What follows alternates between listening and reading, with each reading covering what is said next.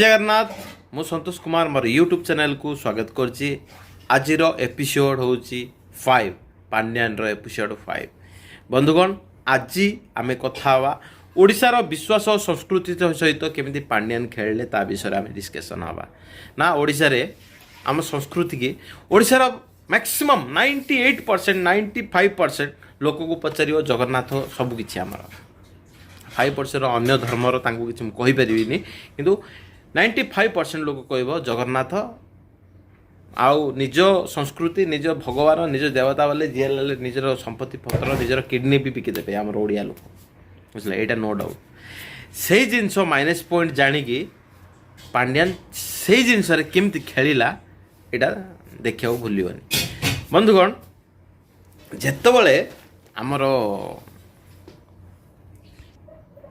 ये जो प्रत्येक ब्लॉक को बा निर्वाचन मंडली पांड्यान हेलिकप्टर रे बुलिला सेतबेल को लोकंर असुविधा पचारिया बदल रे आउ कोटी जमी की पानी जाऊनी ए सब को सॉल्व कलानी मंदिर आकु को अट्रैक्ट कला माने मंदिर गोल केमिति मंदिर को ना ये मंदिर मंदिर है मंदिर विषय किए पचारे केते स्कैम कले अरे मंदिर काम तो जानना होची आम करचु 10 लाख आसला ताइर 10,000 पेंट मारले हैला तो काहे के पचारिया नहीं मंदिर कि देवता तो तैयारी हो जिया मंदिर को आउ कौन तैयारी कर जहाँ भक्तों दान तैयार हो एत बड़ मंदिर होगा पेंट मारिया कौन भक्तों दान हेनी कि एटा प्री प्लानेड बहुत बड़ स्कैम थी बहुत बड़ स्कैम। देख आम जा पुरी मंदिर को प्रथम कथा कारण बहुत बड़ खर्च पुरी रे ना मीडिया एवं सोशल मीडिया रे जो चलती 4,200 कोटी टंका 4,200 कोटी टंका 4,200 कोटी सामान्य अमाउंट नहीं it's a big amount big very big amount 4,200 कोटी 1100 रु 1400 कोटी राम मंदिर तैयारी है विथ सेरेमनी सहित 1400 कोटी टंगार तैयारी हो गला किंतु पुरी मंदिर रे रोड क्लीन होईची मु देखी चारि साइड रे जो जो पुराना सिंह बाघ भाल जिते थिला से सब भांगिकी पार्किंग सिस्टम कराई फूल गछ लगाई ए सब लगाई मैक्सिमम आर खर्च है 500 टू 700 करोड़ बाकी पैसा किए पचारे कारण मंदिर लगी जदि विरोधी यह पचारे एमाने कौन करेंगे एमाने जगन्नाथ विरोधी आउ जगन्नाथ को आम डेभलप कले एमाने किंतु ओडिशा लोकंकर निजर भावना सहित यहाँ खेलाला आस्था सहित खेलाला कारण समस्ते जगन्नाथ प्रेमी ओडिशा रे जी प्रस्ताव कर विषय से जगन्नाथ विरोधी हम से विरोधी एते आकु टाइट नौ आउ जी भी टाइट नेला ताकू भितरी काम हो गला माने फिनिश काकू मर्डर कर सब पैसा हिसाब रे तमिल लोक कौटी भी झगड़ा करती मु 16 वर्ष एक्सपीरियंस मु जानी तमिल लोक कौटी भी झगड़ा करना से माने सबुतरे भितरे भितरे काम सराई देवे एमाने एते चालाक सो विरोध रे जे भी अच्छी से आम मामपुओ भाई नहीं बुझिल से माने भी निज लाभ पाही बिल नेता होती सो तांको भितरे टेबल वाटे हो गले बास चुपचाप आ देखिछ परा ये कामिया जानी केमती आसिक केमती नाटक कले ये सब भूली गले ना सब से मन रखिछन कि से मन रखि नथि भूली गले सेमती एटा भी भूली जिवे से जानिछि आउ जदि भविष्य रे सीबीआई एनक्वायरी हम जहाँकि जदि बाय चांस एनक्वायरी हम से पांड्यान को थोड़ी ना धरिवे पांड्यान तो जड़े ये माने सेक्रेटरी अच्छी मुख्यमंत्री तो किए नवीन पट्टनायक ताकू धरला आउ किस मिल तार किस अच्छी बल अच्छी ना बपु अच्छी ना बयस अच्छी ताको अरेस्ट करियो ता बाहर तो टंका ना स्कैम हवा लोक हो नवा लोक नहीं पैसा सब तो नवा लोक नहीं रही यहाँ भाव पड़ो ना ଆଉ ପ୍ରଦୀପ ପାଣିଗ୍ରାହୀ ମିଛ କହୁନି, ସତ କଥା କହୁଛି, ବୁଝିଲା। ପ୍ରଦୀପ ପାଣିଗ୍ରାହୀ ଏବେ ସେତେବେଳେ ଗୋପାଳପୁର ପ୍ରୋଗ୍ରାମ ପ୍ରଦୀପ ପାଣିଗ୍ରାହୀ କରୁଥିଲା ଯେ ତୁମକୁ ଭଲ ଲାଗୁଥିଲା।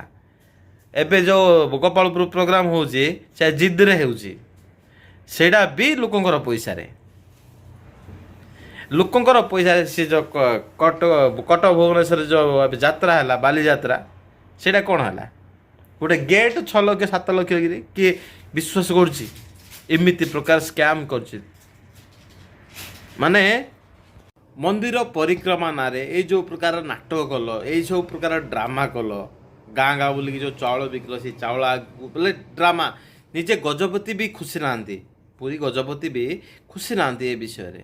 ତମେ ଜଗନ୍ନାଥଙ୍କୁ ରୋଡ଼ରେ ବୁଲେଇଲ, ଡାଲା ଟେମ୍ପୁରେ ବୁଲେଇଲ, କିଏ ଶଗଡ଼ରେ ବୁଲେଇଲ, ଯେଉଁଠି ସୁଲର ଜଗନ୍ନାଥ କୋଠି ସେଠି ଫୋପାଡ଼ି ଦେଲ, ପଞ୍ଚାୟତରୁ ଲକ୍ଷ ଲକ୍ଷ ଟଙ୍କା ୱିଥଡ୍ରା କଲ ଆ ବିଷୟରେ ନେଇକି, ଯେଉଁଠି ସେଠି ଖର୍ଚ୍ଚ କଲ, ଅନାବଶ୍ୟକ ଖର୍ଚ୍ଚ।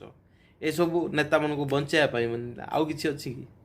ଏସବୁ ନିଜର ନାଁ କରିବାକୁ। ତମେ ଯଦି ପରିକ୍ରମା ରଥ ବୁଲେଇଲ, ସେଠି ବିଜେଡ଼ି ବାନା ଲଗାଇବାର ଆବଶ୍ୟକତା, ପାଣ୍ଡୁର ଫଟୋ ଲଗାଇବା ଦରକାର କି?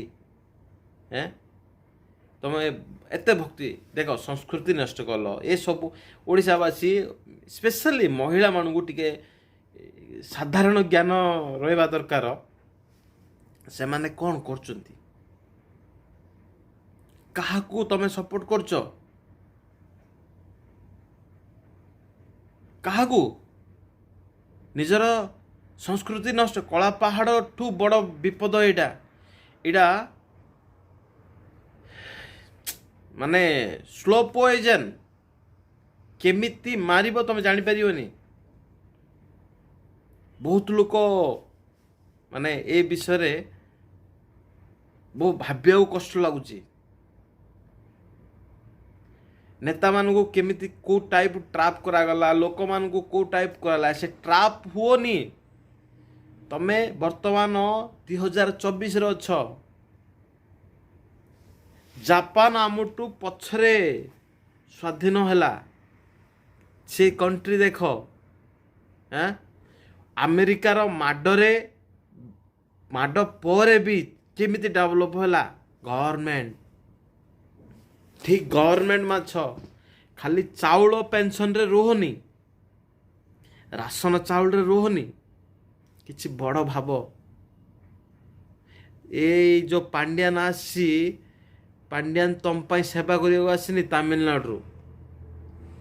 ତମେ ଯେମିତି ତମେ ଓଡ଼ିଶାକୁ ଭଲ ପାଉଛ, ସିଏ ହେଲେ ତାର ତାମିଲକୁ ଆଉ ଭଲ ପାଉଥିବ। ତାମିଲନାଡୁରେ ତାକୁ କିଏ ପଚାରିବେନି, ସେଥିପାଇଁ ଓଡ଼ିଶା ଲୋକକୁ ମୂର୍ଖ ବନଉଛି। ଜାଣିଥିବ ଆନ୍ନାମଲೈ ବୋଲି ଗୋଟେ ତାମିଲର ଗୋଟେ ବର୍ତ୍ତମାନ ହାଇଲାଇଟ୍ ନେତା, ସିଏ ହେଲେ ଜଣେ IPS ଅଫିସର ଥିଲେ କର୍ଣ୍ଣାଟକ କେଡରରେ।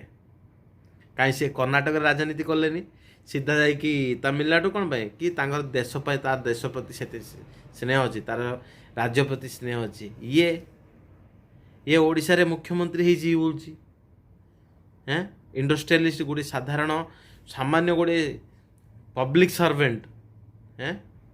ସେ ଯଦି ତାକୁ ଯଦି ଆମେ ଯଦି ମୁଖ୍ୟମନ୍ତ୍ରୀ କରିବା, ଆମର ଓଡ଼ିଶାରେ ତ ବହୁତ ପବ୍ଲିକ ସର୍ଭେଣ୍ଟ ଅଛି, ତାଙ୍କୁ କ'ଣ ପାଇଁ ବନଉନ?